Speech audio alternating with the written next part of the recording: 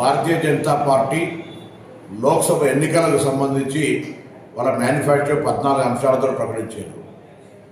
బలహీన వర్గాల ప్రధానమంత్రి అని చెప్పుకునే నరేంద్ర మోడీ గారు 14 అంశాల్లో ఒక్కటి కూడా బలహీన వర్గాలకు సంబంధించిన అంశం పెట్టకపోవడం చాలా శోచనీయం. ఇది దేశంలో ఉన్నటువంటి బలహీన వర్గాలందరూ కూడా గమనించాలని కోరుతా ఉన్నాం.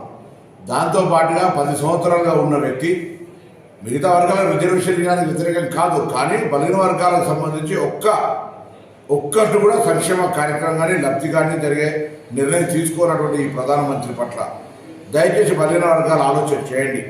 కులగణన సర్వే చేయడానికి కాంగ్రెస్ సిద్ధంగా ఉంటే దానికి సంబంధించి 5 న్యాయ లోపల కూడా అదొక అంశంగా పెట్టితే కూడా గతంలోనే ఆ అంశాన్ని వ్యతిరేకించే వ్యాపార వర్గాల పార్టీ అయిన భారతీయ జనతా పార్టీ సుప్రీంకోర్టులో అఫిడవిట్ ఇచ్చి ఈ యొక్క కుల గణనకు వ్యతిరేకంగా నిర్ణయం తీసుకుంది. దయచేసి ఆలోచన చేయండి.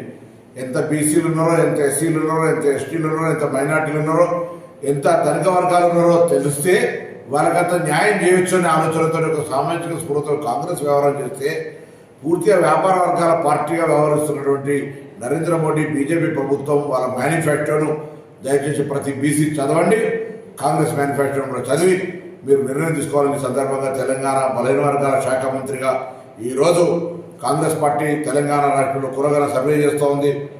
అనేక కులాలకు కార్పొరేషన్ నుంచి ఆర్థిక పరిపుష్టి కలిగే విధంగా చర్యలు తీసుకుంటూ ఉంది. భవిష్యత్తులో బలహీన వర్గాలకు న్యాయం చేసే విధంగా బిడ్డ మీ పక్షాన్ని నిల్చుంటాడు. దయచేసి అందరూ కూడా ఆలోచన చేసి ఎన్నికల్లో బలహీన వర్గాలు కాంగ్రెస్ వైపు ఉండాలని బీజేపీ మేనిఫెస్టోను చదివి వాళ్ళ యొక్క బలహీన వర్గాల పట్ల ఉన్నటువంటి వ్యతిరేకతను దృష్టిలో పెట్టుకొని ఆలోచన చేయాల్సింది సందర్భంగా కోరుతాం.